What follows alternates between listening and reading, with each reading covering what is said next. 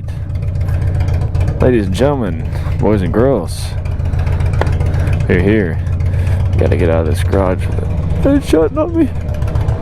Step. Steed.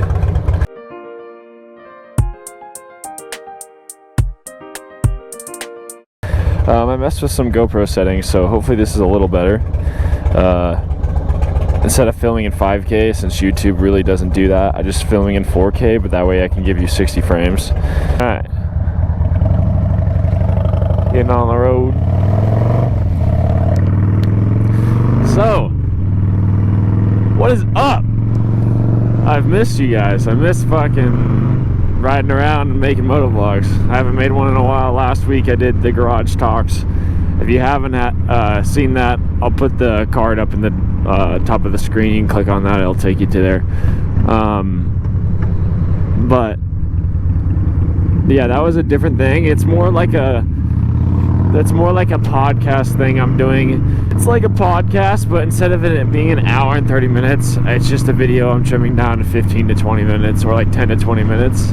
So, a couple things I'm going to do in this video. I am going to go over my bike, because I have gotten a lot of questions on this Dyna and what I've done and what I need to do, or what's broke, you know what I mean, like just the overall story of this Dyna. I just need to go to the bathroom. You guys probably like, well, just go bathroom at your house. I would have, but someone was in the bathroom, so I'm just gonna park up here. Sick, look at this, custom parking. I don't see why I can't park up here, right? See a problem with it. I mean, shit, it's like its own parking spot. Alright, I'll be right back. My body don't move like it used to, even though I'm only 22. We'll start off. I bought this thing around 10 months ago. If you buy in Arizona or California, you're gonna be paying $8,000 for it's not even fully built. It's got an exhaust, risers and bars, and maybe a saddleman, and it's clapped the fuck out, and then they want $8,000. It's like, that's just how it is in here in the West Coast if you want an early model Dyna, because they're so sought after.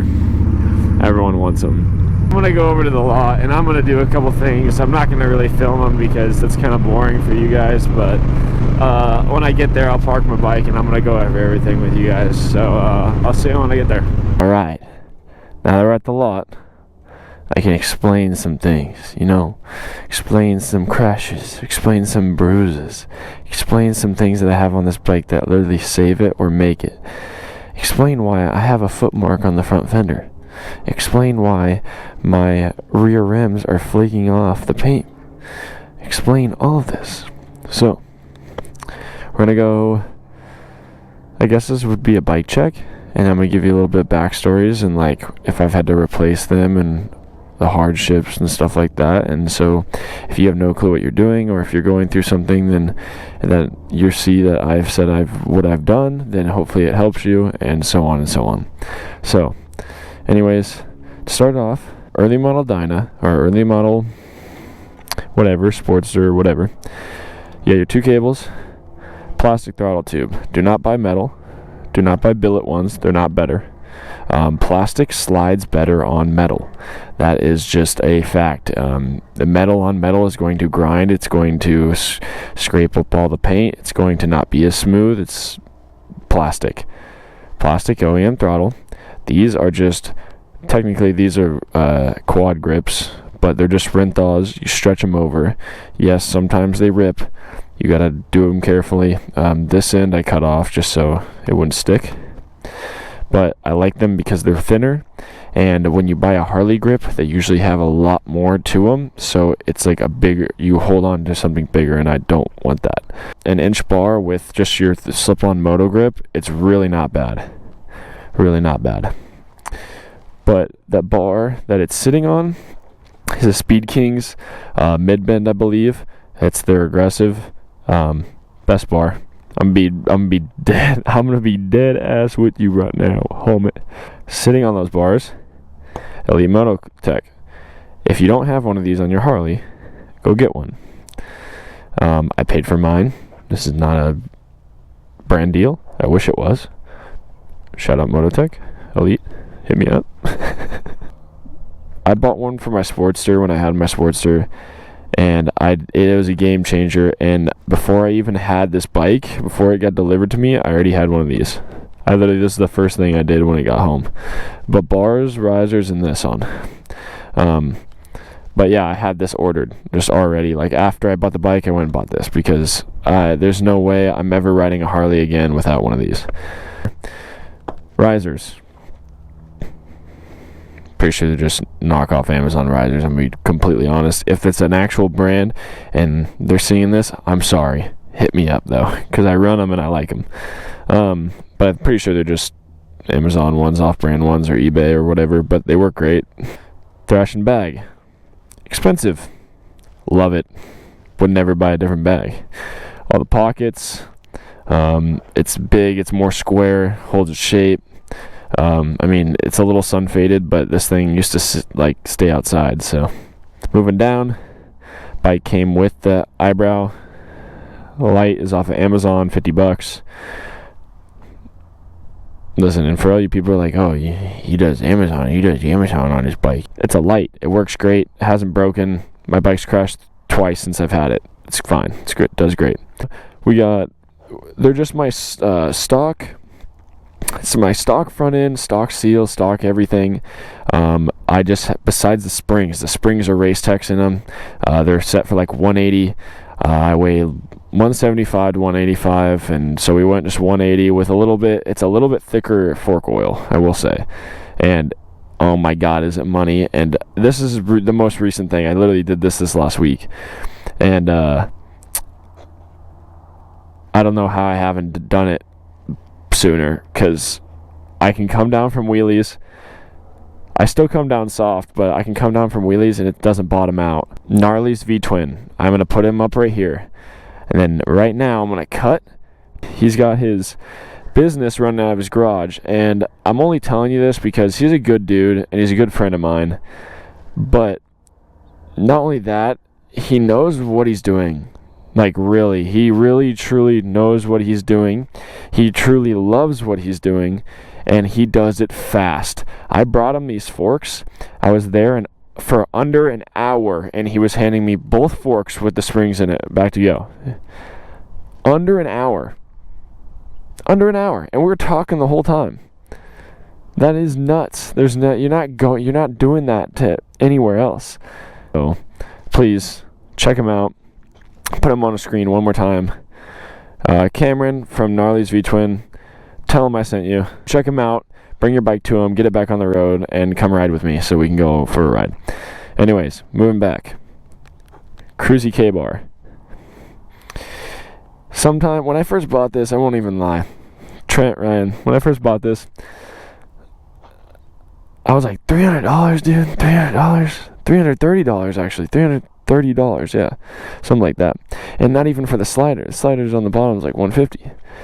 Guys, if you're sitting there looking at this K-bar and you're thinking money, you're thinking price in your head, you're like, damn, $330. Listen, a normal crash bar is like $250 anyways, so it's really not that much more.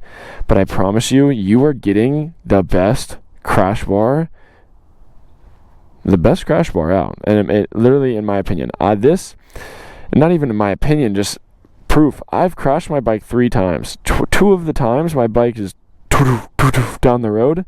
Look at, see all the scratches right there on this side too. And then check out my tank. You see any dents? See any dents? And if you're pointing here and you say you see dents, if you're commenting and you say these aren't from the crash bar rolling, that's from my stops breaking on my triple tree and it hitting the tank. So that doesn't count for the crash bar. That's a different problem. But on the side, that's where it'd be all dented. Look at nothing. It's beautiful. 100% worth the investment. 100%, 110%. If there's any 2 things you remember from this video, go hit up Gnarly's V-twin. Go hit up Cameron, tell him I sent you, and go check out Cruzy Originals, because as much as you guys would be like, oh, he's riding his Dude, maybe I am, bro, because this is a fucking solid ass bar. Like, I don't know what to tell you. Stock 88, S&S cam, kit, oil pump, oil plate, like all of it, lifters, adjustable push rods. The cams are still stock cams. I still use my stock cams, but I have all that stuff in there. So it's very reliable, it's very durable, and it runs great, actually, like really good. Still have a CV carb, it's modded, so I can do wheelies. It's on the stock air filter. Clean that thing every now and then. Vulgar USA air cover right over that. Hooked up to my motor is a TBR. I got this thing off of JB Stunts out of Vegas for like $100. I don't even know if he knows I got it off of him. He gave it to TJ. TJ said it was $100 that he gave him for that exhaust. He could be lying. Don't know, don't care. I got an exhaust for $100. Moving back, everything's still stock until you get to my seat. From my seat, you got a Lapera kickflip, I believe, underneath that. I got sliders I made on a lathe with some Durlin. And then you got my RWD 14-inch heavy-duty shocks. RWD piggybacks, 14-inch heavy-duty shocks. I spent $1,000 on those. Best $1,000 I ever spent. If you watch trophy trucks at all, I mean, that is the best suspension in the game for anything if on a trophy truck. So when they started making bike shocks, I figured I'd trust them. Not only that, two of my buddies have them. I rode them. I liked them, and they're, like I said, $400 or $500 cheaper with a lifetime warranty. I can send these in, and they're gonna fix them and send them back. Below that, these mags did not come on the bike. They had spokes. I'll throw the stock bike up right now, but it had spokes, blinkers, a big windshield. Still have the windshield. Bags, forward controls. But the mid controls did come with it. But I got these wheels off of TJ.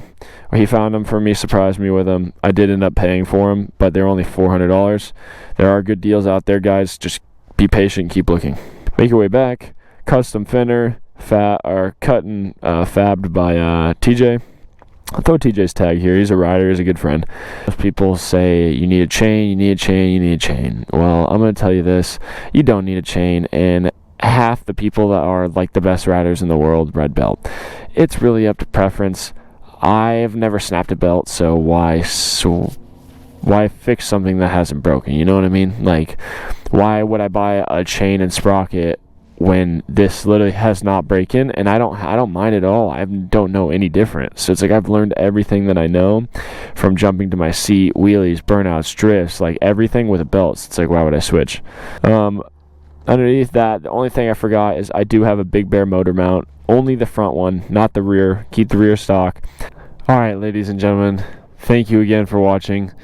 I hope this helps someone. I know that there was videos in the past where I was trying to find that people just would walk through their bike and really recommend something. Like, not just like, oh, I have this. Okay, well, like, why do you have that? Do you just have that because it's the cheapest? Do you have that because it's the best? Like, what do you have? And so with that, thank you again. Love you guys so much. And until the next one, peace.